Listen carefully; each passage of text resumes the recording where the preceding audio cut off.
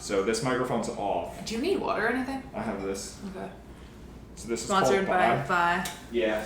Bye, y'all, because I'm not going to survive this podcast. All right. Do you want to talk about We're rolling. This is it. This is it. What are we saying? All right. Do you want to start with how you always say, I have nothing to say, or do you want to talk about why you're terrified to do this episode? Okay. Let's begin with I got nothing to say. Yeah, so and then we'll do that. We're gathered here today, and I got nothing to say.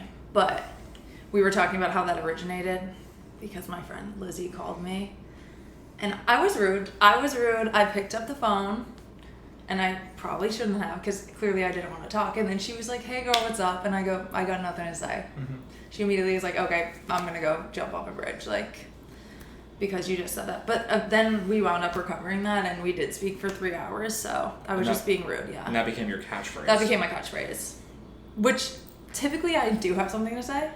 Yeah. There are times, though, where I Not typically. You always have something to say. I can always find something. I can probably talk to a wall. I can talk to an empty room that looks like a prison cell. You guys are getting the edited version of this room. That was a little crazy, yeah. Well, the time lapse will show some of its truth. Well, I'll put it over the. Perfect. I'm already the wheels are spinning. And we should take a video of the rearrange that we did. Yeah. We'll get there. We have that video. It'll be part of the podcast. Perfect. Okay, so fears. Fears. What's your biggest fear? No, we're not. I feel like I have to start you gradually because you're like, I don't know what the fuck this is.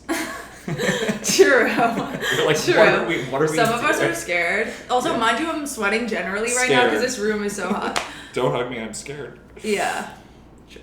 So you bought that after watching the video? I have 6 of these shirts. I would have had probably 10, but I've lost 4 of them. I have one from every episode of that thing. Okay. Wow.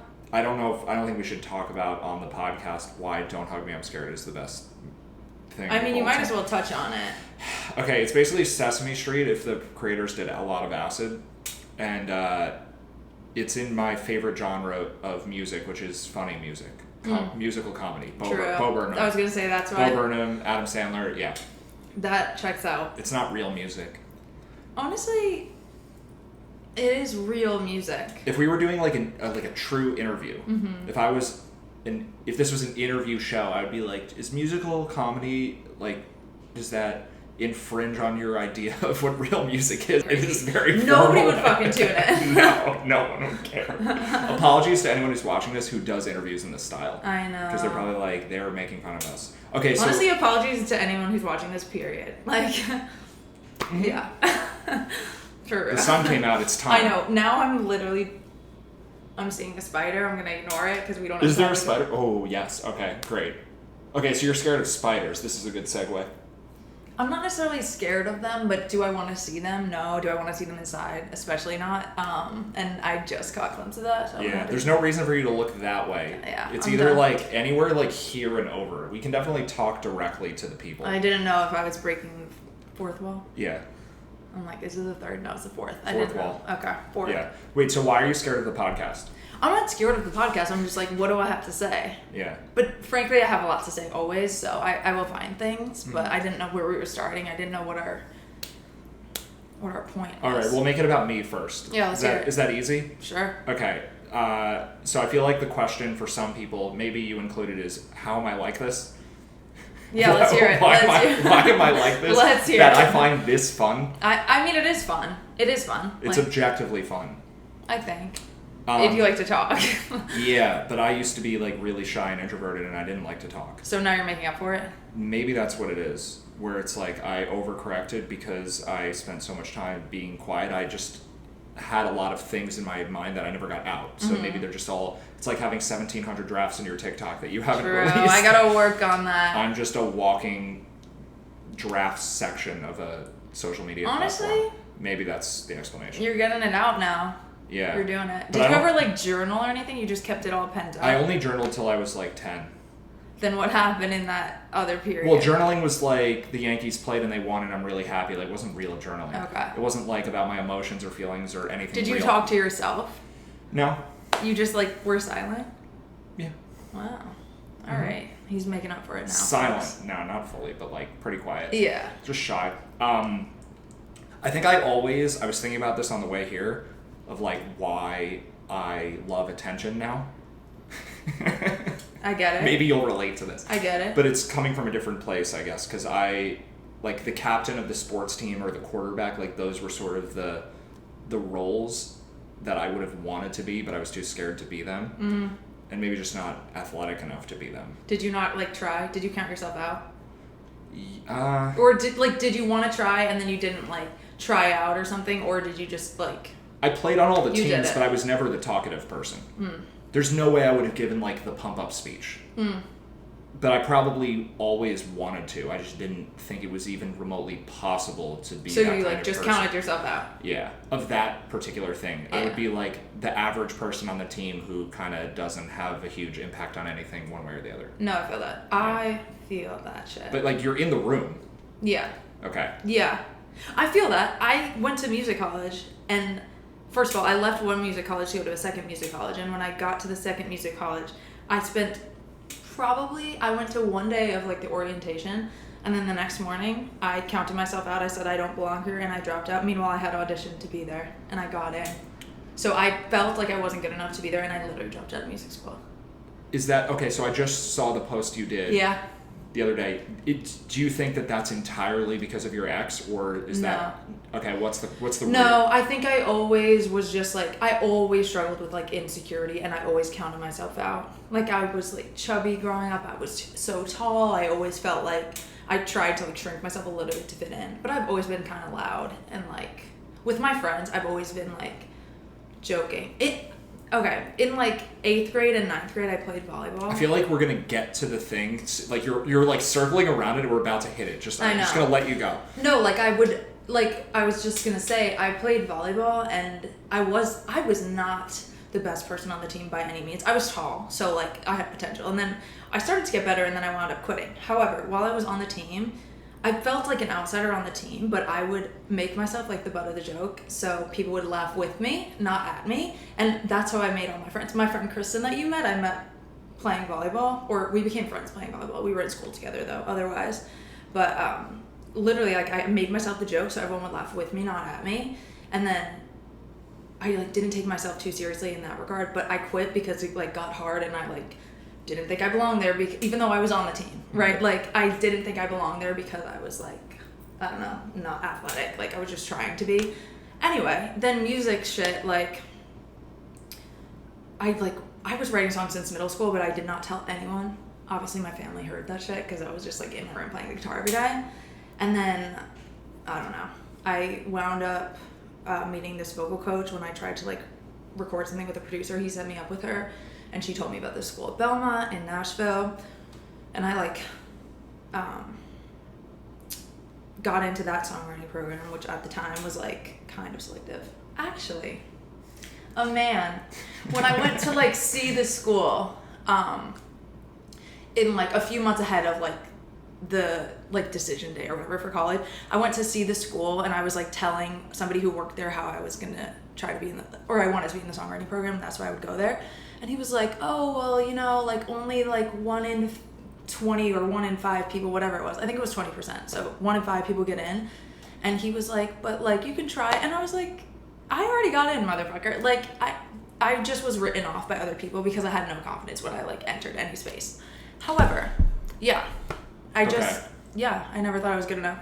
I feel like we could do the thing where it's like, what happened to you when you were a child, where like someone made one comment. I just don't think that that's that interesting, honestly. I don't even know. Yeah. We wouldn't know, and we could guess, because Yeah. I'm sure I have it too, where like when you were 7, someone gave you a look while you were singing in public, and you internalized that as, I can't do that anymore. Totally. And everyone probably has 50 or 100 of those that happen throughout their formative years, and we don't even remember what those things are. Mm-hmm. And you could do like a decade or 2 of therapy, and maybe you would find them, and the memories would come up. But like, who fucking cares? True. Does it matter? No. I know a lot of people that like hate Freud. They're like, oh, your relationship with your mother when you were 1 or 2 is like the reason for everything, and it's like, so what? Yeah, I feel that. It's just like why does it matter? Literally, and it's like way more complex than that. I feel like it's like so many things happen to you over the course of your life that just like. I mean, when you're a kid, it's more formative, I guess, if somebody, like, insults you when you're 10 versus, like, now. It's like you brush it off. Obviously matters, but it's not important to know precisely why now. You just want to know, like, what are the what are the driving things and how do I change them? How do you fix it? Yeah. Yeah, like I am overcompensating for a like fear of being seen by overcorrecting to be seen all the time. Like I know that's going on. Yeah. So as long as I know that, and now I'm trying to find a healthy balance. Yeah. And so like I know the factors. So what, like, does it matter where it came from originally? Yeah. I feel like no. And I feel like what matters is if you don't want that to be the case, like how you change it and how you exist now. I feel like over time, just like with age, and also like when my ex-boyfriend and I broke up, I feel like I just like really was like the only thing I have to worry about now. And I feel like that was significant in my life because I was like pretty young when we started dating, and it was like through all my early 20s. It was like 19 to 26, is that the time? It was like right before I turned 19 until I was like nearly 26. Yeah. It was like it was almost 7 years. With no like real breaks. There was no breaks. Okay. There was like moments. There was a moment where I was like a little. I was never like fully. Like I wasn't one of those people that like cut off other aspects of my life entirely. I just feel like he was like a major distraction, and I let certain opinions of it get in my head. But like I still had like my friends, and I still like tried to do things I wanted to do to a degree. And at some point, like I left music school, I went to regular college, like got a freaking degree in sociology. And then at some point, I had like a regular job. And then I was like, I want to move back to Nashville and do music again. So at some point, we stayed together, but I moved back to Nashville and do music. But still, I wasn't like 100% in it. I feel like I was worried about him, he was here in New York. Like, I was just, I feel like I wasn't 100%. And then since we broke up, it's been like, I feel like the most productive years of my life because I'm like, I have nothing else to worry about. Even though you were in a regular job? Yeah, for the most part, I was, my job, granted, was like, flexible, and like I worked reduced hours, so I could do a lot of music stuff. But yeah, I feel like I just like prioritized it. I'm like, this is what I want to do. I have nobody else to factor into my life, and this is my focus. So yeah, now I'm figuring that out in the wake of my recent events of leaving my job. Yeah, but, yeah, it's crazy. Like it doesn't even make sense to me that you would have a mainstream job, and you would probably say the same for me. Because we've only known each other 3 months, and I only know this version that is just out of the job. I first met you at a crazy fucking moment, like when literally the night before I quit my job, and then I actually spent more time with you, like speaking on the day that I had just quit my job. Yeah. And I feel like I was having some drinks. I was like, I feel insane today. We met each other probably, at least within the last 3 years, like the most emotionally fragile day or two of each of our 3 years simultaneously is when we met. That's crazy. Yeah.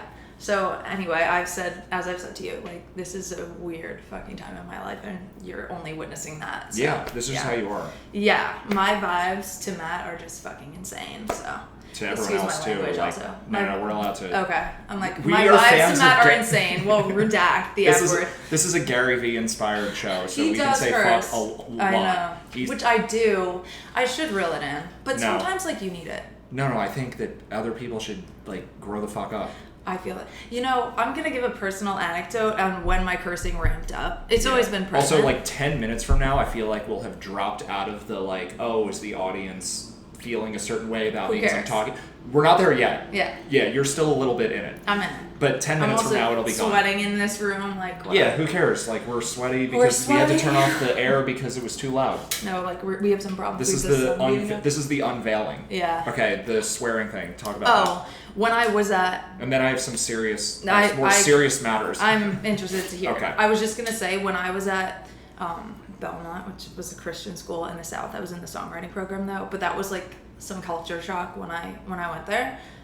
Mainly because, like, some of the people that I, like, lived immediately with were, like, very religious, and I tried to, like, understand it, and I, like, couldn't. But... We've had the atheism conversation before, right? Yeah. In the Spaniard. Yeah. Can't. Our brand is just, we're only together in the Spaniard. That's true of everyone I know. I know, it's crazy. But yeah, one of my like suite mates at the time, we went to Centennial Park, like a big park in Nashville, and I remember we were walking on a field and she stepped in mud. That would be a moment that I would scream fuck, I would scream shit, any of the above, right? She, dead serious, said curses straight up the word curses, and I was stunned. She goes, curses. I'm like, what? She somehow got her brain to combine all curse words that she's known to just say curses. The word curses in any context. Because she didn't swear. First of all, I don't even say swearing. I don't know. I just say fuck. Like, yeah. I don't know. There's like a part of the brain that lights up when you say bad words, yeah. for sure. And she's like not experiencing that joy No. of life, and that's terrible. It was actually crazy. That to me was like, okay, I need to ramp it up to compensate for the fact that everyone around me is not cursing. Yeah, okay. But at the same time, I met Lizzie, who we cursed together, and she taught me some words I didn't even know yet. She taught me some words I didn't even know yet, so which I'll leave out. But yeah. I found her. She is something I gained from Belmont, so that was an amazing thing. This is some other positives. Okay. Yeah. This is a first of this topic on this podcast. This is episode, I think, 14 of cursing, something like that. We've never had this. No previous guest, no previous episode has included a part where we talk about why we like to say fuck a lot. Yeah. No one else has got. My parents are gonna hate this if they do. This is new ground. Yeah. Maybe we won't use this as a Instagram clip. That's true. Yeah. Though, will they watch the whole episode? Maybe. I was telling them this weekend when I saw them, because they're gonna really hate this part. We might have to cut it, but every time I say this part is about to be cut, that part always gets left in. Oh, okay. Perfect. With that knowledge, go ahead. I was just gonna say, like, they really don't curse a ton, but like I tell them, I'm like, I technically learned these words from you because they do use them, and they are not, but they don't, I think they just hate because I kind of use them excessively sometimes. Sure. But sometimes, like, there's no other word. I'm sorry. Yeah. There's like no other word. No, you need it to make your point. Exactly. Yeah. Exactly. I'm gonna reel in the cursing though from here on out, I guess. Yeah, on this good luck with that. All right. So here's the question. When I say to you stuff like, you should already be famous on social media and in music, like, you're basically... I feel this way about a few people. Brett, too. Brett. Are you outside the door? Fuck He's you. maybe coming later. Guest appearance. There's a handful of people I know where it's like... Perfect. Oh, what happened to the air? Oh, perfect. Did it turn on? Maybe. All right, I'm going to pause this point. Maybe it can tell that we're sweating. It doesn't want to hear me say the thing I'm going to say. Should I lower Have it? you... Yeah. If I turn it off, I feel will like... we die? I just lowered it. It's still coming out. Okay. Okay. Hopefully it's fine. All right, take two. Take two. Scene. So when I say stuff to you like, you're basically already a superstar who's not letting it out, you're like, it's like, what is your internal resistance to that? Because you already, I mean, I could say that statement at length, like I could elaborate, but you already know what I mean. It's like you already have all the things. Like if you just talked to the camera all the time and like said what was going on in your brain. Yeah. And I don't actually know if it's true, whether that's in your, because I don't know your music enough to know if you put like your real thoughts into it fully, like what that would, if you were fully expressing in your lyrics. But let's just stick to the speaking on camera part for a second. Like you're aware that you have more interesting things to say than most people. Does that like, do you not fully agree with that though? Like, is there a belief issue, or you just know it and you're like, I don't know how to apply it yet? I think I recently am just like, I feel like recently, literally probably with age, because I'm old now. Yeah, now that you're 30, you're old. Now I'm 30, yeah. I feel like with age, I am like, okay. I'm like, I make my friends laugh. Like, and I also do weird shit. And I publicly do weird shit. And I publicly, before you came here, I'm telling my sister everything I'm thinking, like my play-by-play thoughts. And she's staring at me. She's like, I literally didn't ask. But I'm like, I should film this. Because I love the people that are posting that shit online. Like, I want to know everybody's like weirdest thoughts or like stuff like that. So I do think I have a lot of those that I express to my friends and people like in real life. And I do think random strangers might be interested to hear it. Yeah. I'm not thinking I'm like incredibly interesting, but I think I'm weird, and I'm in my personal life I definitely am. So I do think there might be a market for that I wouldn't say you're the weirdest person I know or anything, but I think you articulate the weirdness well, because a lot of weird people don't know how to talk. Like I think it's a narrow category where people are unusual, but they also are good at public speaking simultaneously. Like most of the weirdest people can't put a thought together. And generally people who are really good at public speaking are very, like, they understand speaking well, but they usually talk about educational things. They're not talking about themselves that well. I know very few people where they have, I mean, almost all of them are famous. Like, personally, how many people can I think of where like, oh yeah, they're really engaging in the way they talk, and they also have a really weird fucking backstory. I don't really know too many people like that. Yeah. All right. So I would say, like, if you're one of those, then you have to do it. Yeah.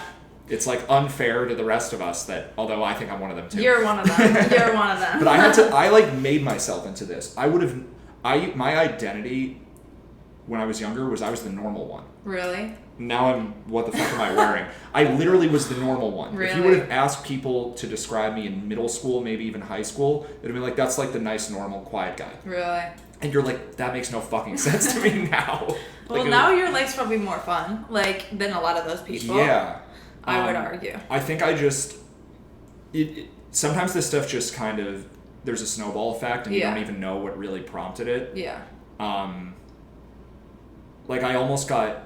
It's coincidental that I'm in content at all, to some extent, because I used to follow my youngest brother around with a camera when he was in elementary school. Really? And film everything and try to make home movies. I just Really? liked that. Yeah, and I That's kind of forgot about that until recently, until we found the footage. But I dropped that for a while, and then in college I did journalism as my major because I wanted to do sports, and journalism is the closest way to get, like, I was doing broadcasting for the sports teams, and the only reason I did that is like I want to do sports for my classes. Yeah. I'm obsessed with everything athletic, so that's the only way in. So I didn't pick journalism because I love broadcasting and editing and behind the scenes footage of stuff. I just ended up there because I like basketball. And then it just, I don't know, I just eventually ended up here as a result of like the steps that followed that. Yeah. Were you so quiet when you were doing that? Like, were you still not in your extroverted talking to everyone phase? That phase is post-COVID. You said this. Yeah. So that's like really not that long. Not that long ago. No, it's yeah. I don't know. Do you know about my health issues that I had during the pandemic? Did we talk about that? I think you've touched on it. Okay. I don't know, like, I don't know all the tea, but you have touched on that. So I hit the thing that changed from before when I just liked sports. I liked broadcasting. I've always liked cameras. Mm-hmm. I've always liked probably talking on camera, but the not giving a fuck at all thing, that happened after I got sick and after the pandemic, because I've talked about this in a couple episodes before. I'll just do the summary.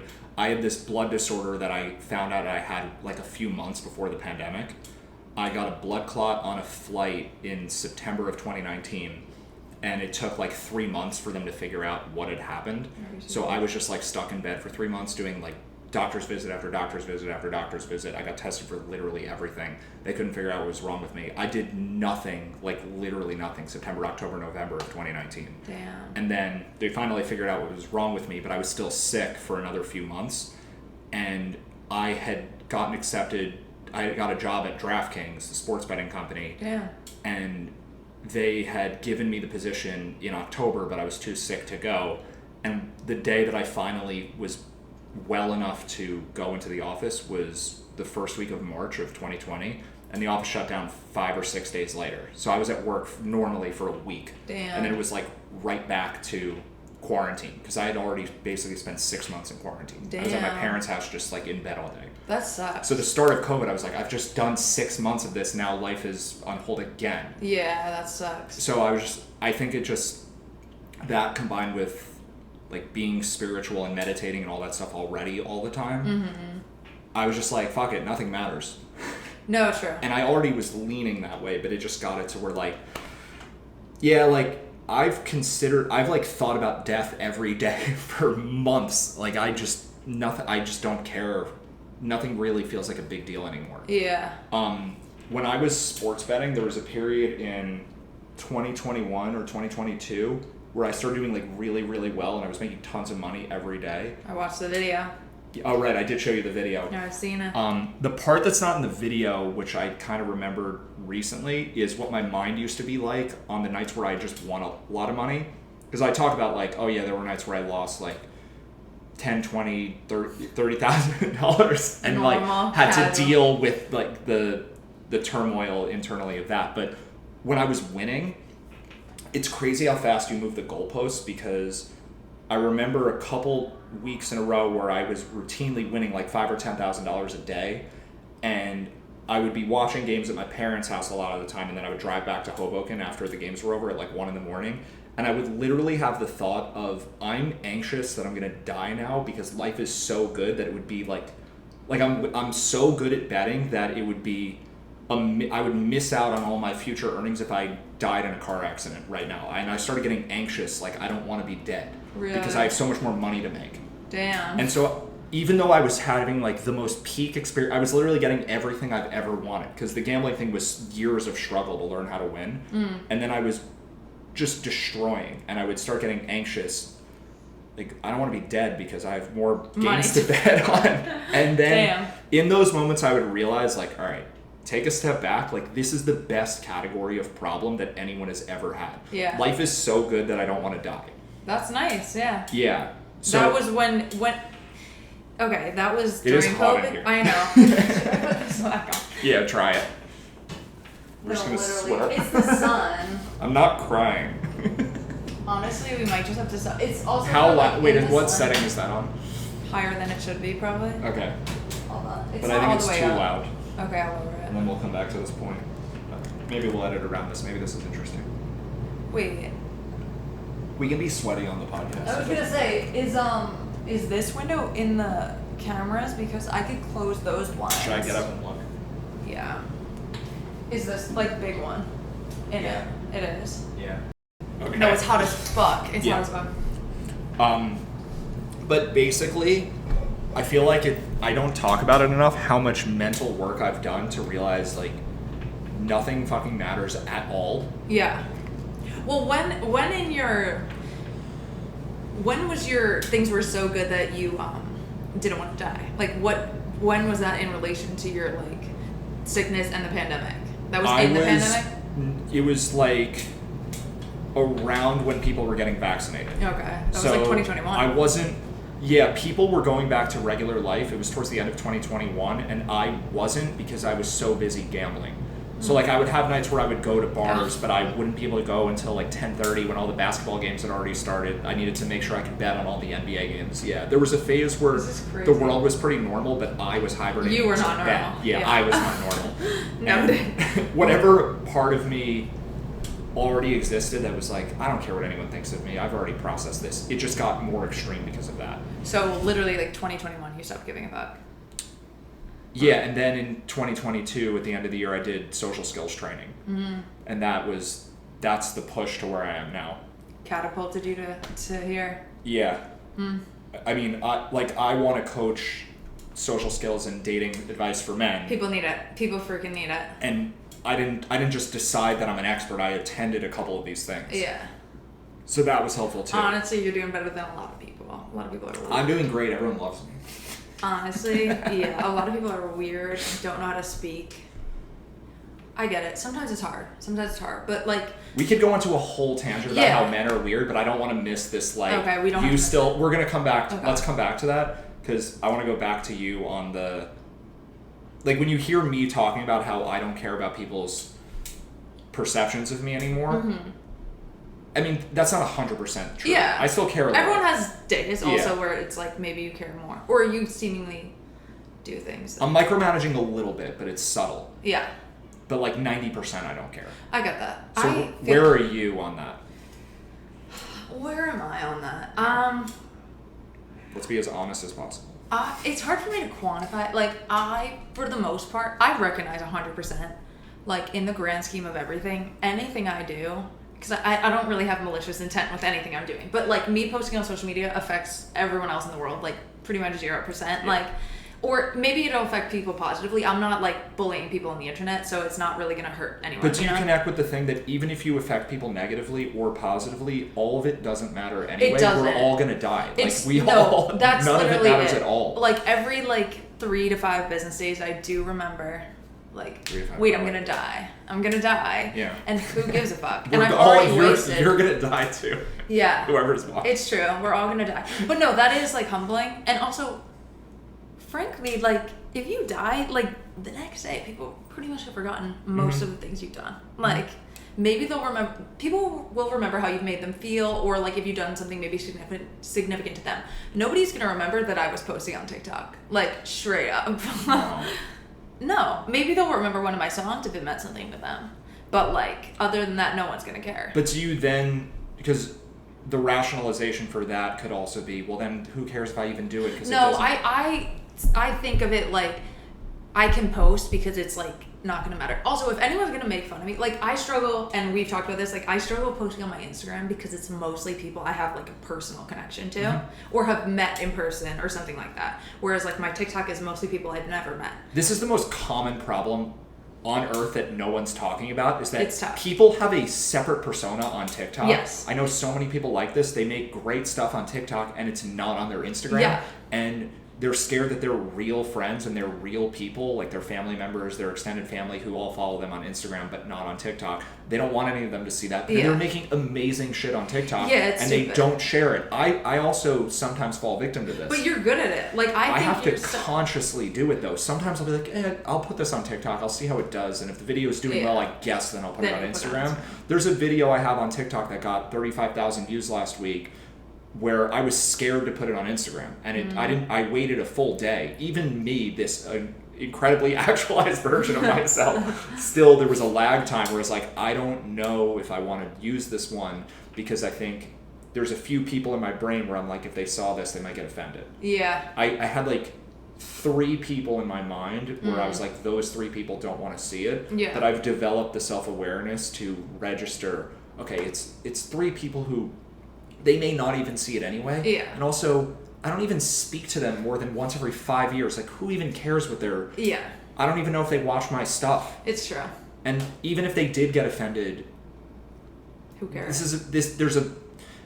The counter is like, oh, you really think what you have to say is so insightful, it's worth upsetting people to make this incredible point? Yeah. But yes, I no, do. it's hard. Honestly, no, you are inspiring because I feel like you do pretty much post everything on both places. Or even But if I you have to don't, force it a little bit. Yeah, I get that. Even if you don't post 100%, like you still have the same vibe on your Instagram and your TikTok, which I have not been able to master. Yeah, so why not? Yeah. And who are the people that are... I'm afraid of being perceived. It's people that are literally insignificant. Or like sometimes if I ever have a crush, I'm like, God forbid I have a crush. I don't want them to see that. If I have them on Instagram, not TikTok. Like I never want them to see that.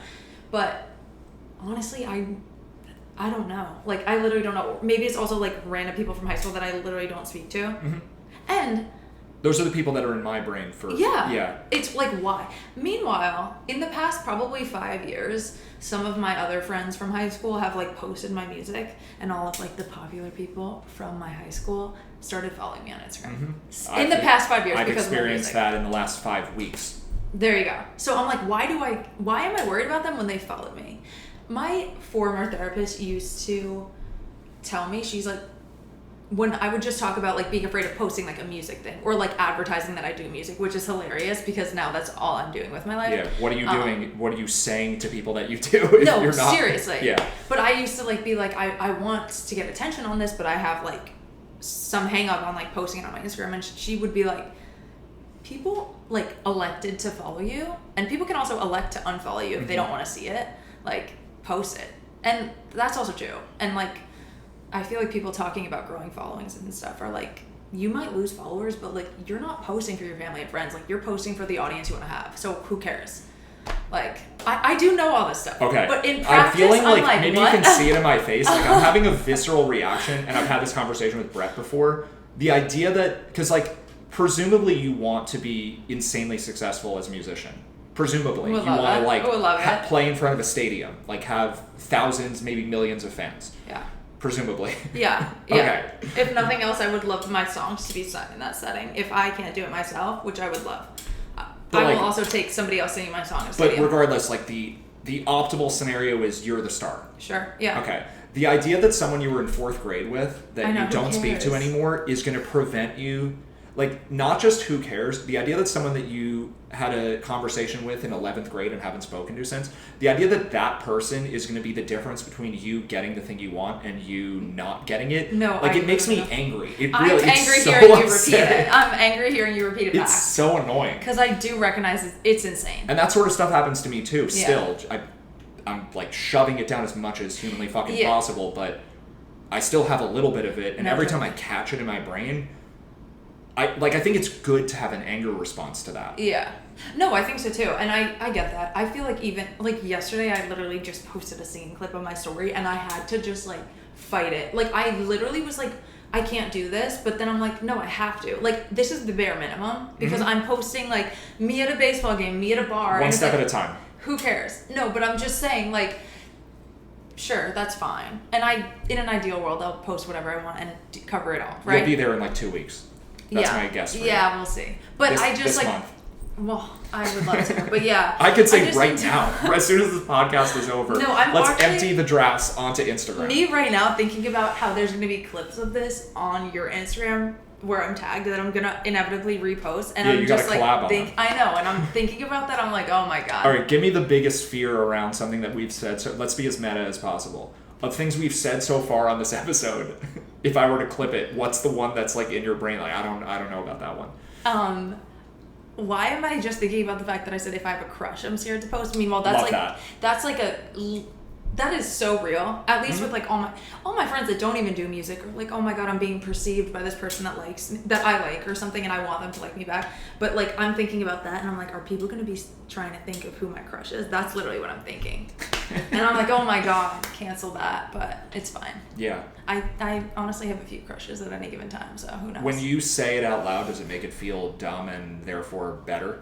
Like just now, to say those words out loud, does it make it feel silly where you're like, of course that's nonsense. Who cares? No, literally. It is nonsense. This is And therapeutic to just say it out loud. I guess, yeah. And also Hopefully. I decided when my ex-boyfriend and I, that like my giant heartbreak of my life, when that ended, I'm like, I will never pretend to be something I'm not for a person again. So I don't really get it. There's a disconnect there because like I'm not gonna pretend to be something I'm not, but then I'm afraid of posting like myself. I was just gonna say the hypocrisy is very obvious. Yes. It's like I'm I'm gonna like- hide myself, my real self, over on TikTok and Yeah. on Instagram. No, seriously, like I'm not. I recognize there's a disconnect Okay. there. Like I'm not gonna like put on a front, but then I'm like still afraid to like just be how I am, which I'm not even doing anything like that weird. No. So I'm No, like, I literally, don't know.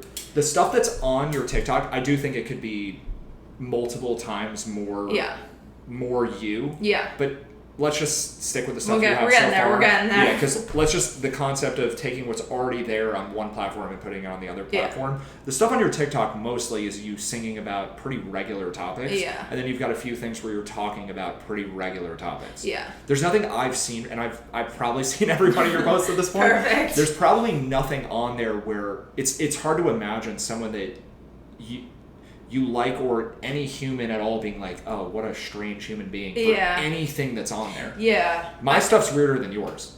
I don't even think your stuff's weird. I think you're more willing to like ruffle some feathers and get people talking. My captions are more polarizing. Yes, but you do that on purpose. I mean, I need views. Yeah, exactly. And I'm afraid of that. I'm afraid of being perceived to a certain degree. Yeah. So. Yeah, I think at some point in the last few months, it was pretty recent where I started making like the posts themselves more polarizing. Yeah. I'm still saying similar stuff, but I'm doing it more often, and I'm making captions that sort of indicate a negative. Although if you watch it, it's not really negative. Yeah. I think I realized a couple months ago that I have held back in that way. And so what the practice is now is anytime I have resistance about posting something, that is a signal that I need to post it as soon as possible. Because I think I did one video where I explained this concept directly, where I'm using the external, my perception of the external to motivate myself, where it's like, I can grow by using social media to overcome resistance. So like, I'm scared to share something. Amazing that there's a platform where I can actually share it, because what if we were in a world where you couldn't share it? How do you overcome the fear of being seen? You have to like go to the park and sing in front of people. Yeah. I mean, you could, but it's That's easier harder. to just do this and then just click a button, and then you're getting the same benefit. And you can also put your phone away and pretend you didn't do it if you're really struggling. Yeah, sure. Yeah. I think done that. also the biggest hack for not worrying about view count and who's watching and checking the story. I know you don't do that. Check the story. I know, we talked about that. But on TikTok, you also don't do it because you can see. I turned off my profile views. That's awesome. It makes me like it changes how I show up for sure. I should turn off that setting on Instagram too. But anyway, for the people who do use that, if you post enough content, you just don't have time to check who's watching it. Yeah, that's true. So like on the days where I've done 6 reels, because I think that's probably the most I've done, but I've been doing like 3 or 4 a day. Yeah. I don't have time to check the view counts, especially if I'm busy. Yeah. Like if my phone's away, I'll go back a couple of days later and be like, wow, a bunch of people watched that. Yeah. Whereas if I'm only doing 1, then I'm like checking I can check every 5 minutes to see the updated view counts on things. Totally. It's sort of an illness. No, it's hard. I feel like, yeah, I get it. I get the checking. Mm-hmm. It turned on again. This is our next intermission. Oh. But the more important thing for you is the resistance part, not the checking who's watching. I don't actually think that's an issue for you. Like I don't think you have what some people have, which is like, oh, I posted 10 things and they all only got 400 views. I must be doing something wrong. Yeah. That's not your problem. I feel like I've ignored that because honestly, like I don't have a ton of followers anywhere, but I feel like consistently, if I post something and it gets like 300 views, which so many of my videos get like stuck there, right? Mm. I still get like 1 or 2 people commenting, like people comment on my TikToks like, why were you reading my diary or something? So I'm like you still get one of those. If I get one of those from a video and then I get 1 follower, if I do that 10 times, I can get 10 followers a day. Like, I don't know. I saw this woman like speaking about like building like an audience, and she was like, think about just gaining 1 new fan a day. And I'm like, that's like a tangible thing that I could easily do if I'm just like posting a few things. And yeah, I totally feel that. I feel like I try not to get discouraged by that because I do feel like I can connect with people like on a smaller scale. I do think if there was a bit different of editing for some of your stuff, the view counts would go way up. Yeah. Like for musicians, because I'm trying to understand this because we have so many friends who are trying to do music content. The stuff that seems to blow up is starting the video right on your most polarizing lyric at the beginning, rather than like the intro to a verse or the start of a chorus or something. Totally. Or just like you say something interesting right before you start singing. Totally. And maybe you do it somewhere else besides this room. True. This room maybe is crazy. this room is where people get scared and just swipe. No, they see this wall and they're like, we very can't. Sterile. Yeah. I don't even know what you guys are seeing right now, but well, we have that. I know that angle is way worse. So the time lapse is so funny. It's gonna be honestly long. Yeah. Like I know. Somehow my phone is blowing up over there. It's stuck to the ceiling. Are we live streaming by accident? We should have. I know. Why are we? We should have. We should be on TikTok. Okay, the next episode. When you do this again. Okay. We'll do it on TikTok Live. Okay, maybe we'll have a better setup. No, I think it should be worse. We should be sitting on the floor. Perfect. So, okay, you were objecting to 2 weeks from now or this month being like, okay, Instagram will have all of my stuff. I'm not objecting. I don't know. But you're if feeling have resistance to it. Yeah, it's like weird. I honestly How do we need get to make past like a it? burner account. Because I want this. No. It's got to be you. No. No, not even a burner account, but like start over, like clear everyone out. I'll make everyone I care about their perceptions of me like unfollow me. Let's say, okay. That's me not caring at all. That's me not caring at all. Let's imagine you, January 1st, already having overcome this problem. Yeah. Like, can you imagine a version of yourself that in January has already, none of this matters to you anymore, and you're just like, multiple times a day, just stream of consciousness on all platforms, on Instagram, everywhere, all the time. Can you imagine that existing? I can imagine the existence. Okay, how do we get to that? What were the steps? I'm training myself on TikTok right now. As of like 3 days ago. It's too slow. I know. Slow. I need to like start with speaking on Instagram. Like I never speak on Instagram. Mm-hmm. I literally don't ever. I never post a video where I'm speaking. No one does. It's weird to me. I don't know why. Like I have a literal mental block on Instagram, but not TikTok. It is weird. Yeah. No, it's weird. It's not weird. Yeah. You know?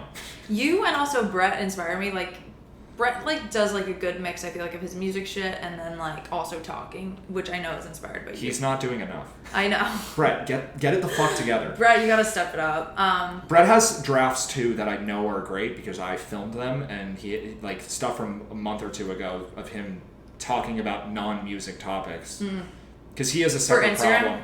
Yeah, he has a separate thing where he's like, I want the music to be the driver of the fan base and not the me. I don't want to go off on a Brett tangent. It's not a Brett episode. Brett, this isn't about you, Brett. You could be here. You could do your own episode. He's rejected the last couple podcast attempts. Really? It's like, Brett, is it time? Not yet. Maybe I'll do one with him and Colin. But I think, yes, speaking on Instagram, the amount of people that I know who aren't famous who just do that as an activity, I can count them on one hand. Really? So it's not weird, it's just uncommon. I think that's the issue. It's like, oh, everyone's going to watch me now because I'm in this rare category of people who just share my thoughts to a camera and post it. Yeah.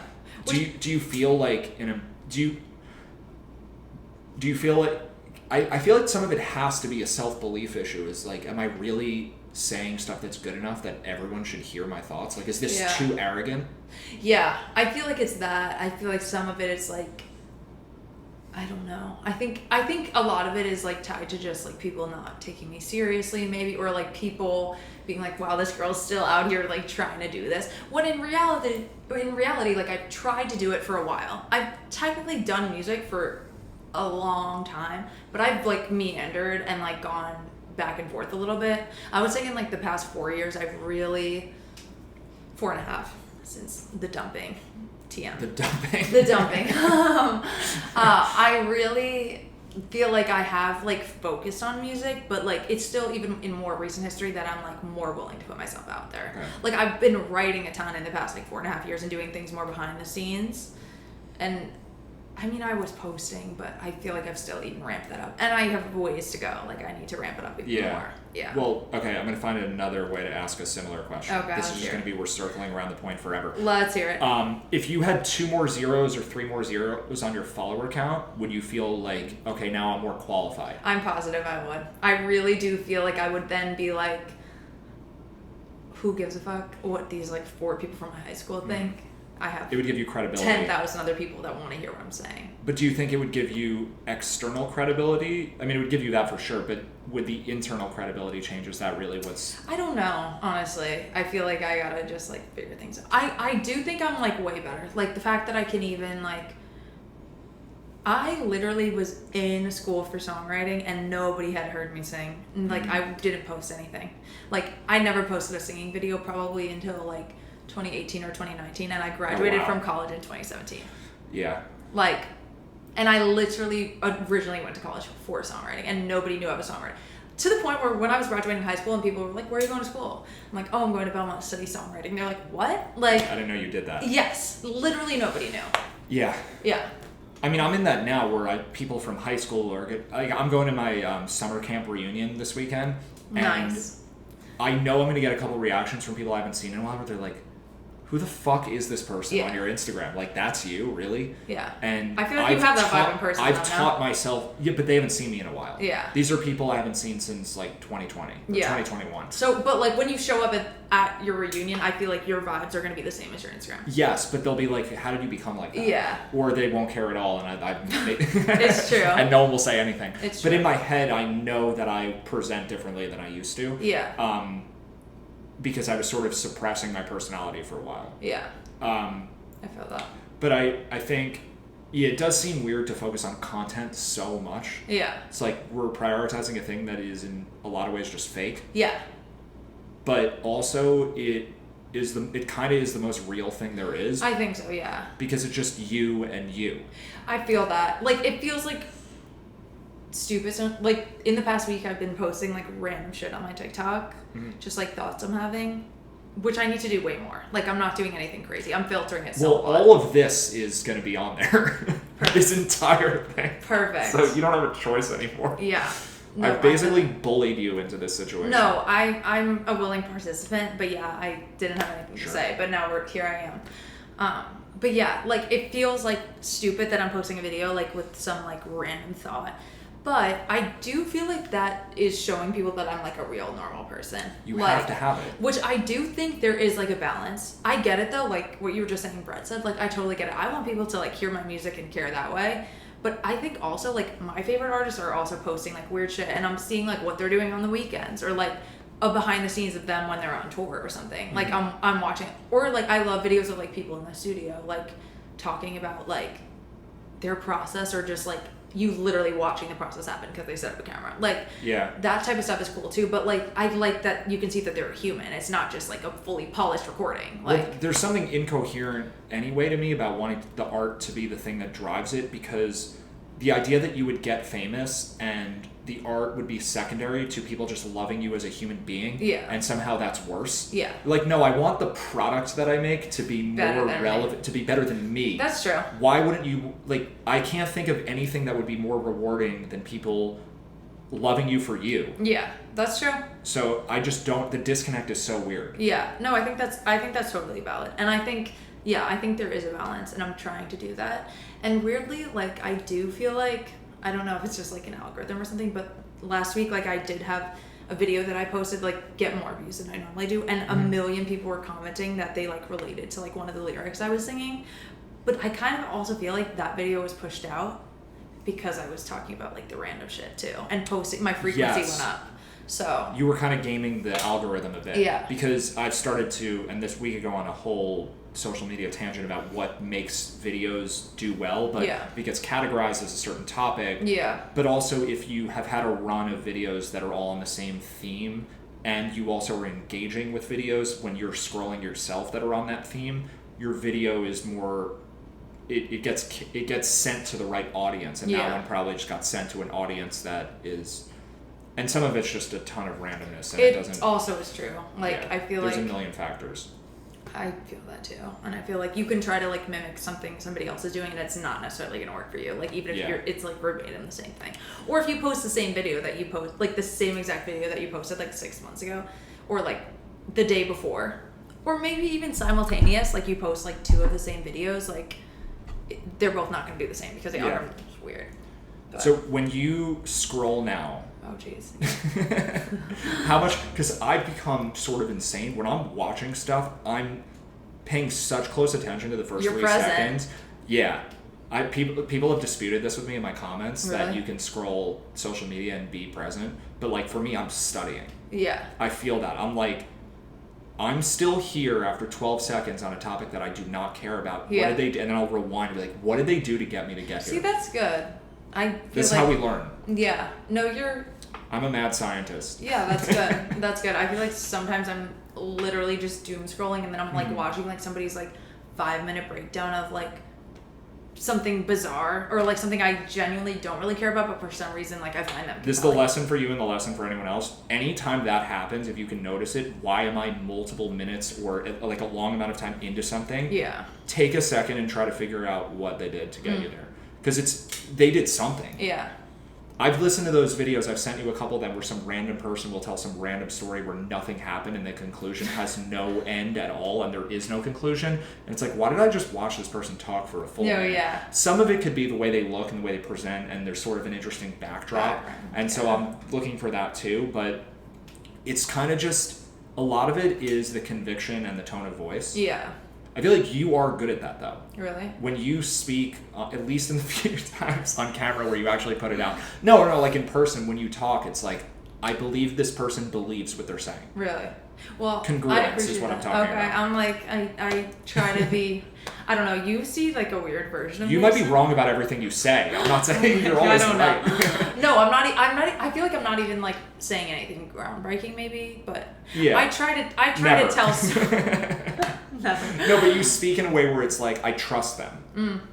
I think I have a face like that because people are always stopping me on the street, like, "Can you take our picture?" I'm like, "You're giving me Okay. your phone." I think it's my face. I don't know. But It's yeah, an energy thing for sure. yeah, And maybe. your face is part of that. I It's guess. included. Just the vibes I bring. Yeah. No, I feel that though. I feel like in person I try to like tell stories in like a compelling way and like keep people engaged. Like I want people to laugh and I want people to like appreciate what I'm saying to a degree. I struggle with like putting that on the end. I struggle like pressing post, but as you've Which is seen my crazy drafts, because just to make sure everyone understands this, how many drafts do you have that are unposted on TikTok right now? I think like 1,650 or something. Okay, so you've made the stuff. Some of them are like really old, so some of them don't even count. But there's definitely several hundred things that I can post. But you could post one and be like, made this 8 years ago, and Yeah. just hit the button. That's true. And like sometimes that shit will get. Some people like to see that. Forgot this one was in the archive, and then just. You're right. All right, I'm gonna revisit. I also, a lot of those also are duplicates because I'll like record something like me physically playing something, and then I'm like, okay, that sounds like shit. Let me do 10 more takes. So some of them are like duplicates. Okay, fair, but like, there's no way there's another human on this planet that has more drafts than you. There's I no don't way. know. 1,600? Yeah, it's a little crazy. It's gotten worse in recent history. Like, this is a pathological obsession. It's really bad. Yeah. It's like your best skill in life is making drafts that you don't use. Yeah. But My that's best so skill in life far is ahead. like doing something and then being so afraid of being perceived that I don't publicly do it. Well, that's why it's great, because you have no choice here. I'm just putting this on the internet. Yeah, You can, perfect. I guess, not hit accept when you get the notification Scary. that says Matt Meisel invited you to be a collaborator on this post. Then you'll just start shaking. Fucking scared. You have to hit it. Yeah. Your phone's up there. I'll I just know. do it now. You just take it. I should have a team editing now so that they're all just done. Yeah, it's true. It would be cool if I made money doing any of the I things know. I'm doing. You'll get there. I know. No, literally same. I'm like, oh my god. I feel like, which is part of my problem as well. Like, I feel like certain people think I'm insane. Even like if I'm in public now and like at a bar and somebody's talking to me and they're like, what do you do? I'm like, don't ask me right now, which is insane. Like, I need to stop talking like that. Yeah, you could even say I'm an aspiring musician. Yeah. But you should just say I'm a musician. Yeah. 'Cause That's also if true. someone's follow-up question is how much money do you make? That's like, crazy. Who would ask that? No, that's Can you crazy. imagine asking anyone that about their profession? No. That's They might say how many followers do you have or what are your Spotify Yeah. numbers, but they don't care. That's just what they think the normal They're question trying to, is. like, figure it out. Trust me, I've been in this context so many times. Yeah. Like, I know when I'm out in bars, because I've been in bars 3 or 4 nights a week for the last, 3 years. Yeah, I've I witnessed know those. what the questions are, and I know what things I'm going to get judged on. And if I say I have a podcast, it's like, how many people listen to it? If I say that I'm trying to, coach people, it's like, what are your clients? If I talk Yeah. about the sports betting, maybe that one, it makes sense to ask how much money I make. But, I know what the things are that Yeah. I'm going to get. So I just have the responses built into my brain of how I address them. Most Yeah. times I just make a joke and no one actually cared. Yeah.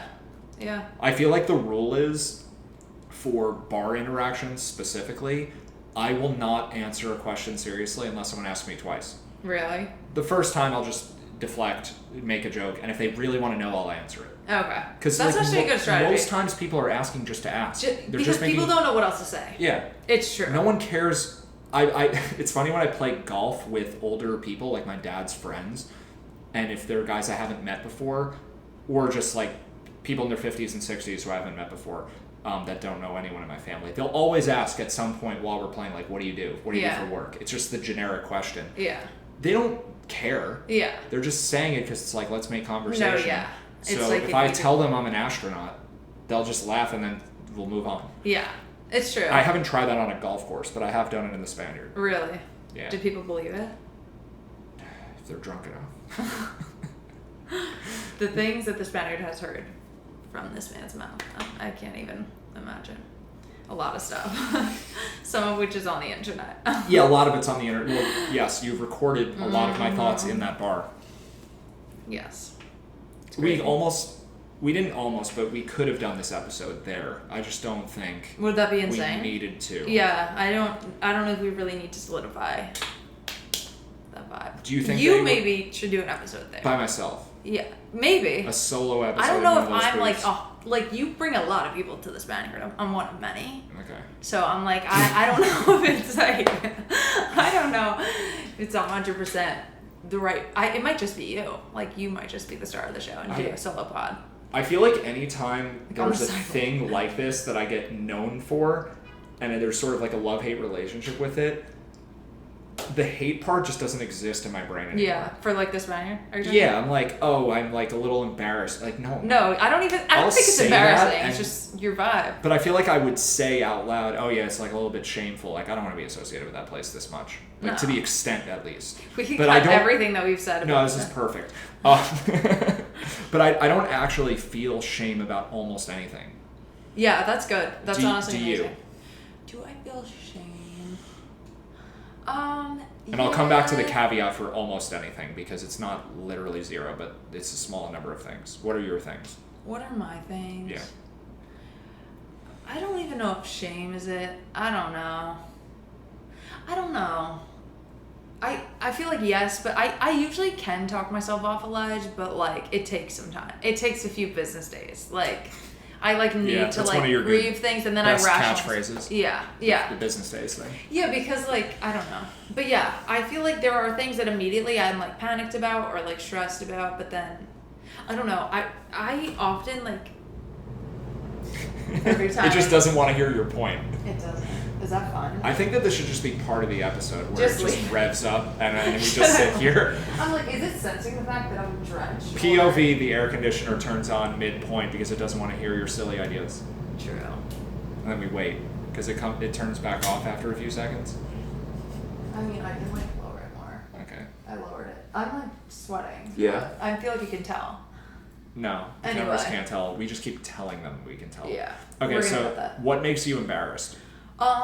Because when you're saying like people perceiving you, but what about you is the concern? I think people don't know. This is something that I recognize and I try to tell some of my friends when they have moments of it too. It's like, I know my truth and other people don't necessarily know. This is easier said than done. And I'm not fully accepting this, and that's why I've struggled to post. But like, I think one of the things is like people maybe look at my Instagram and think that I've been like 100% doing music for a long fucking time now, and nothing has happened. But what a lot of people who don't know me like super well don't know is that like I have been back and forth with it for like more than a decade. And there was like periods of time, like there was a couple years that I didn't even write a fucking song because I was like depressed about music. So like I haven't.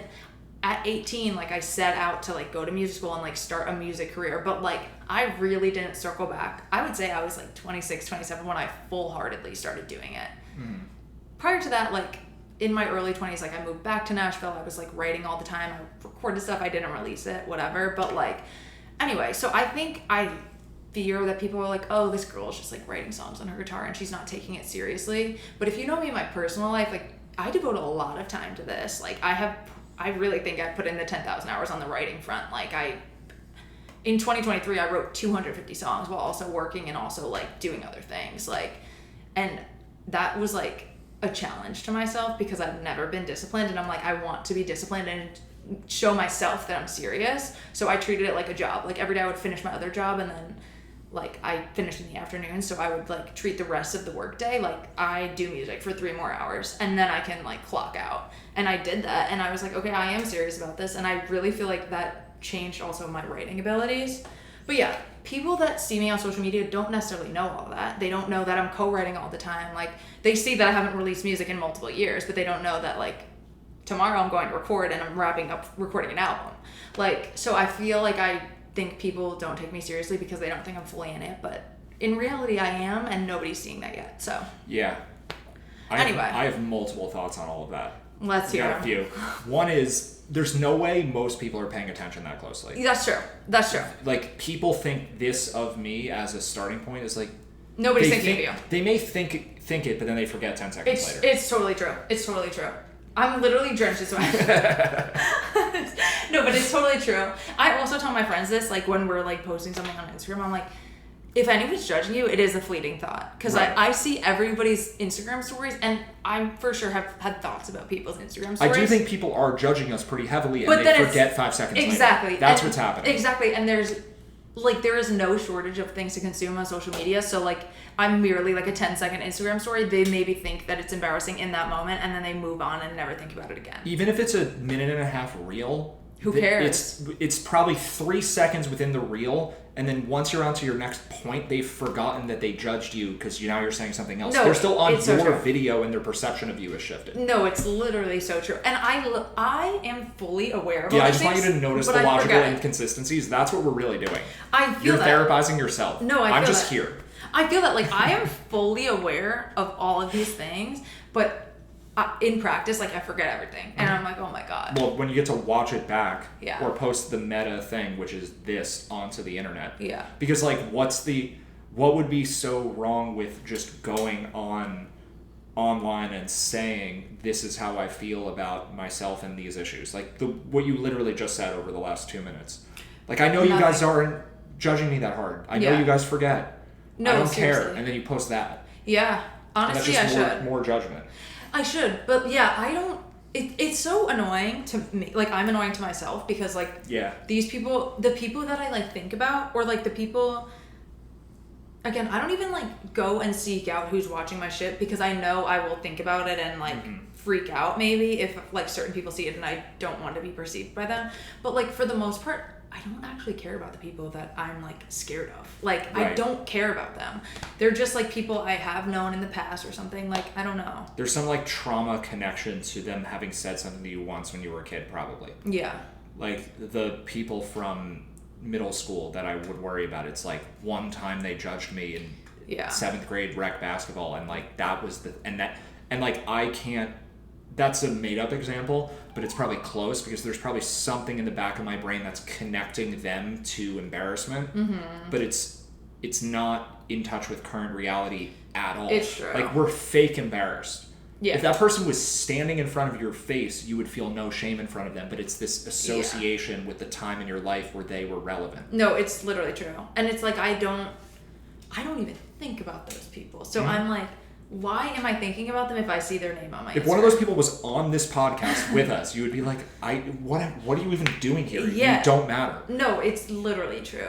It's so true. It's so true. And I really have tried to just like put a lot of people out of my mind. There's some people that I think that I like know from doing music things that now have success or like more success than I do. And then I don't even want them to see me trying, but it's like they also tried and that's how they got there. So I'm like, what the fuck is wrong? You don't want to be like 3rd, 4th, 5th best in kind of in their shadow. Is that sort of the fear? I just like don't want to be perceived like failing, but it's like they also spent a lot of time failing. So maybe you don't do this because I spend more time thinking this way than everybody basically, but I feel like the pathology, the thing that I get embarrassed or shameful about is when I'll spend too much of my mental energy thinking about the normal people and how they must be missing something. Yeah. Like if I think of a person I know who's already married with kids and has a regular old finance job or something, and I'm like, oh, I figured out where they're unhappy. Like, got them. Like, they actually are not as happy as they seem because I like watched them bicker with their spouse once and like clearly there's some issues. Yeah. And then I get like a dopamine hit off that. That's when I feel bad. Yeah. That's when I'm like, this is the most unhealthy way possible to justify what I'm doing. Yeah. I don't need them to lose for me to feel like my like turmoil and my murky situation is warranted. Yeah. And like that I'm okay being uncertain because the certain people aren't as great as they seem. Yeah. Like all of that is total fucking nonsense. We shouldn't even it's irrelevant. We shouldn't care. It's irrelevant. And I usually don't, but once in a while I'll catch myself thinking about a person who has the regular version and kind of like almost hoping that they'll be doing worse.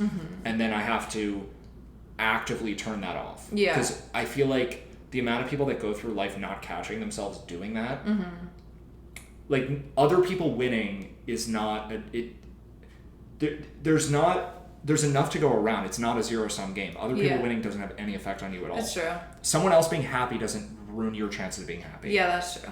Like if another person has positive emotions, the idea that would make it so you can't get them is crazy. Yeah. Everyone can be happy. That's true. So like I feel like the embarrassment comes from the embarrassment comes from the comparison game. Yeah. Which is what you're getting stuck in a lot of the time. You're sometimes comparing yourself to other people. But when they're in your own industry, I get it. That's what I struggle with. And sometimes I don't know. Like the people that matter in my life, maybe I don't know. But see, I don't even want like I feel like I've like gotten over that to some degree with like people close to me that I actually care about their opinions in my life. Like my friends who are married with children, or like my one friend who's like a doctor. I'm like, okay, I'm happy for them. I don't even want to be in any of those situations right now, so why am I worried about it? Right. Like maybe sometimes I compare myself to the fact that they're like situated in something and they like know where they're gonna be in 5 years, and I don't really know. Like I could keep doing the same thing, or I could ramp it up, right, and still not get attention, like, in 5 years, and then I'm like, I don't know what I'm doing, because it's just like uncertain. But that's also a risk I'm taking, because like I try to justify it, because I'm like, there have been moments where I've stopped and I've been so upset about it, and I'm like, what if? I think about that when I left music school, which you don't have to go to music school at all to do music. I just regret that I didn't like see some of the opportunities that could have come with that, and maybe the connections. Like, and some of my classmates from Belmont are crushing it, so I think about that too. But they were also fully head in the game at 18, and I wasn't. I forget what I was saying. No, that was a point by itself. Okay. This is like your caveat, but it became the point. I'm like, I don't even know what I'm saying, but it's just like uncertain, I guess. I think I was saying that. Like, you could keep trying. Oh, yes. I was saying, like, I have strayed, and then I was like depressed about it. But now I'm like, okay, the only way I can guarantee the outcome is if I stop. Like, if I stop, nothing's ever gonna happen. But if I try, like, there's a possibility things will happen. And if I don't stop ever until like an opportunity does come, like, I don't know, like, it might seem insane, but I truly think, like, if I just keep going planting a million seeds, like, something eventually will happen. I need to plant more seeds. I'll tell you that. Way more. Tell you that. Okay, I think I have like 2 more topics. Let's hear it. What's like the part of the journey where you feel the best? Like when you're having like your best moments over the last, whatever, your best moments in your recent memory. Like, what are you doing when it's like this, when like music wise, like just life wise, life pursuit wise? That could be in relationship context, that could be music, that could be social media, maybe. When you're like, I'm on the right track, like what is causing you to, or maybe that's not happening. No, I feel like I do have like little moments all the time. Like, I don't know. I love like the writing process. Sometimes I like want to say I'm like a songwriter / singer, not the other way around, because like writing for me, like even just if I'm in my room by myself writing a song that I just like, it clicks and I'm like, it's like a high for me. Like, cause I'm like, I figured out how to make this make sense and like hit.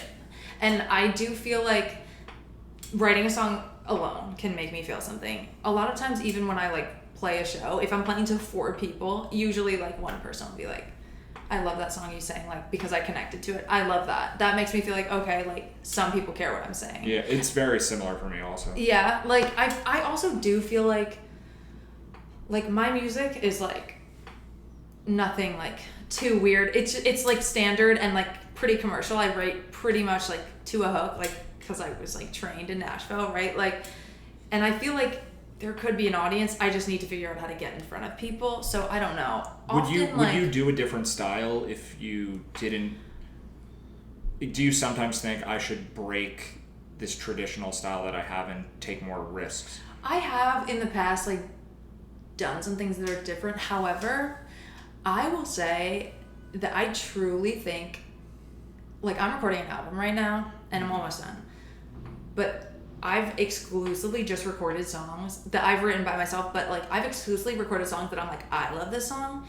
And I feel like that's actually translated to people. Like, when I play live, for the most part, I'm only playing those songs and people are commenting on them more. You think what you're doing currently is what you're making currently is what you most want to hear?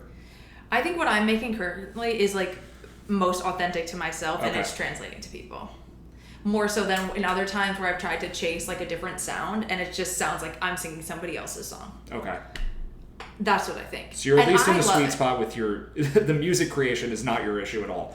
I don't think the creation is my issue. I think I struggle with like promoting myself, like literally physically like shouting from the rooftops, which you have to as somebody like doing it by yourself. Well, I do think you have, this is kind of the second. Well, let's hear it. Yeah. I think it's a subtle belief system issue. Yeah. It's hard to get, because I struggle with this too. It's like when I imagine the version, because people have goals to do something outside the box where they become the center of attention and the thing they want to do. Yeah. Like if I'm going to become an influencer or whatever the thing is that I'm doing, like a very public person, and then I imagine what that version of me looks like. Yeah. Sometimes I'll be like, I totally see myself as that. Like that's in me, and it's just I haven't gotten there yet, but that is me. That's just a future version of me. Like I fully connect to it. True. And other times I'm like, am I really that person? I get that. And that's a wavering belief system a little bit, and I've pushed myself closer and closer to actually feeling like I am that future version. Mm-hmm.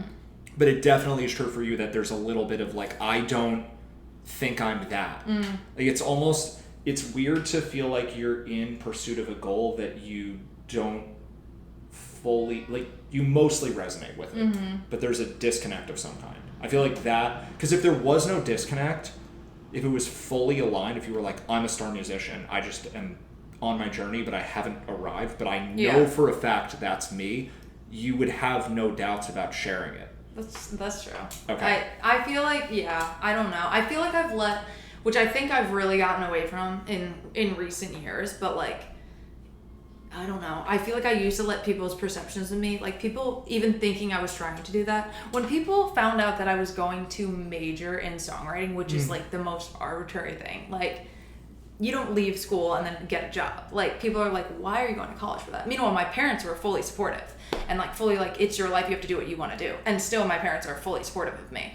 But like even friends' parents would be like, what? Because like my friends' like parents kind of force them into doing whatever they're doing now. Like some of them. And it still affects you a little too. Yeah, I feel like that used to affect me a lot more. I think I'm out of that. And I have convinced myself in recent years, like I can write songs that people connect to, and I do think there's an audience for it. But do you kind of see yourself as second or third tier when you could see yourself as like top tier?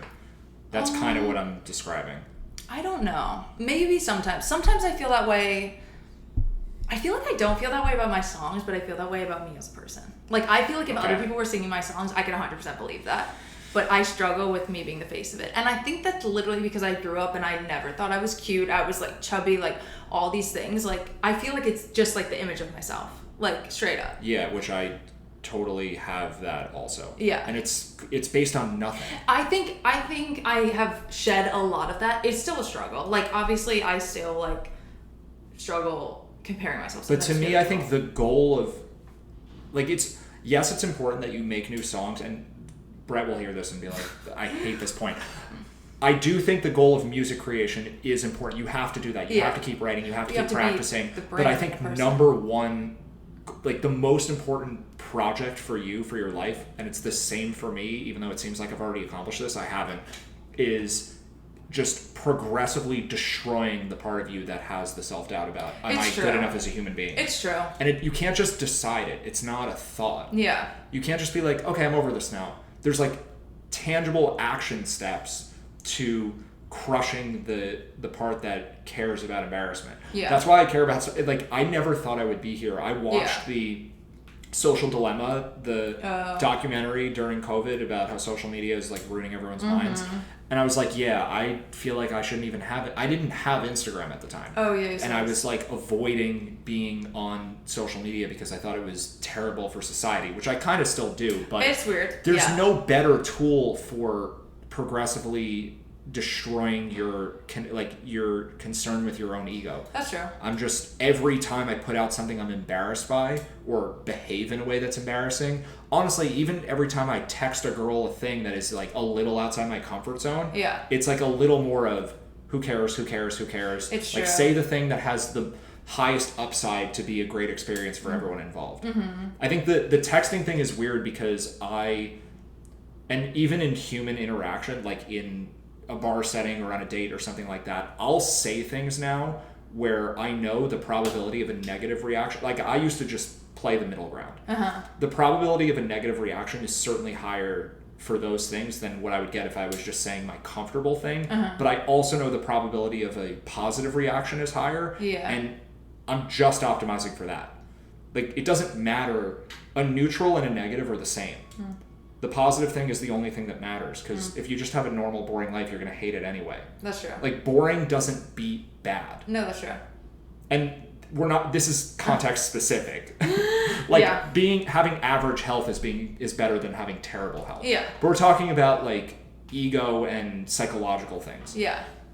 So, I just think, like, if you don't, the only thing that matters is making yourself into the kind of person that goes for things that you actually want, so you don't have this disconnect between, I wish I was like that. Yeah. Like that's the worst. I forget what psychologist, it's probably like 100 of them on all the platforms that have said this True. kind of thing, but the recipe for misery is knowing that there's a gap between who you are and who you know you want to be. Yeah. Like, you want yourself to be a certain way and you know you're not that, and the knowledge of that is what makes you miserable. Yeah. So the only thing that is the priority, or the top priority, is just bridging the gap. No, totally. But also, you should still make music. No, I will not stop on that front. But no, I get it. I think, yeah. Which, in regards to music, though, like, I used to be, like, afraid of my own shadow and, like, wouldn't publicly do anything. So, like, I feel like I'm in an entire 180 from what I used to be. But obviously, there's room for improvement. And I'm trying to just, like, fully shed, like, who gives a shit what I'm doing. I can post whatever I want on my Instagram. Like, it's my Instagram. If people don't like it, they can leave. Like, I need to remember that. We're going to clip that and put it. That's going to be the first clip. If people don't like it, they can leave. I am Let also them so leave. sweaty. What'd you say? Let them leave. Yeah. Let them leave. Yeah, how sweaty are you? No, I'm literally drenched in sweat. How long do you think we've been doing this for? I don't know. I was also going to do a time check. I feel like my hair is also curly now, and it wasn't. And that's literally because of the humidity in this room. We're at an hour and 20 minutes. Oh, dude. Do you have any other things? Because I think maybe we've said all the things. I think we've said a That's lot. like I'm like, damn. This is a good length of podcast. I'm literally drenched in sweat. That's all I'm thinking about right now. But it's because we have the sun like beating down on us. I know, it's This gotten a room- lot hotter in the last 5 minutes. This room is like so moist, like it's not good. Moist is a trigger word. Are you triggered by the word moist? I'm not triggered by anything. I feel like I don't understand that. I think one person, clip this. I think there was one person at some point that was like, ew, moist is such a weird word, and then everybody just jumped on that bandwagon. But like, does anyone actually give a fuck about the word moist? I know who said it. I know where it started. It's Where? Lily from How I Met Your Mother. Really? Yeah. I watched How I Met Your Mother. I'm and didn't even 95% sure. Really? Yeah. I Do you remember, never understood Do you remember that. the episode where Barney does the one-man show? He goes on stage and he does this play where it's just him for like 6 hours. Actually, and he makes yes, them all I watch. did. Yes. And there's a part of the show where he just says the word moist. Oh, you're at her right. For You're like right. a long time. I think that's where it started. Honestly, I believe it. But everybody really clung to that, and I never understood it. I think they just accepted it as fact because the show made it so, like, I don't know. Yeah. It was a good episode. Yeah, I do love that show. I totally forgot about that. I remember that one So show though. maybe this will be a clip. You probably know about this, the How I Met Your Mother thing with Jersey. It created a lot of the Jersey hate that we Is get. from that? Is from the show. So Brett and I were in Norway, Denmark, and Finland last summer, and we went out to a bunch of bars in all 3 countries, and this was like a 12-day trip. And the first weekend we were there, people would ask us like, "Where are you from?" And we weren't in like the major cities all the time. We were in like Bergen, Norway, which is the 2nd or 3rd biggest city in Norway. Okay. We're just kind of assuming they're not going to know what Jersey is. So they would ask us where we're from, and we'd say like New York or the New York area. Yeah. And then a couple times they'd be like, "What part?"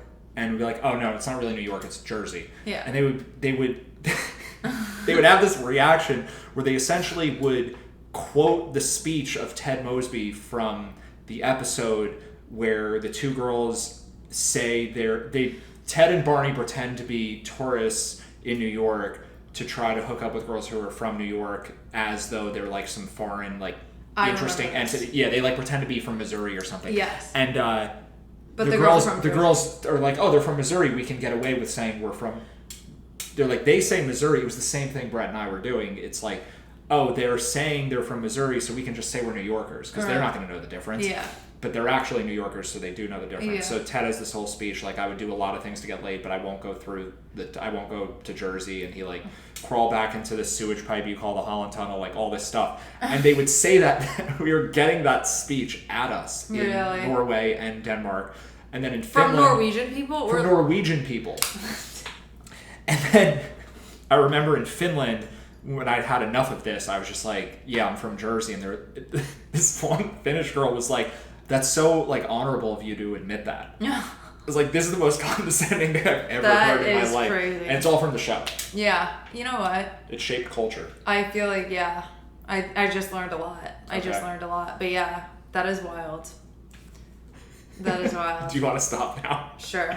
I got nothing to say. Okay. We're gonna end on that. You said your catchphrase. That means the podcast is over. I have nothing to say anymore either. I have literally nothing to say. Nothing else. Nothing else. Okay. I don't think.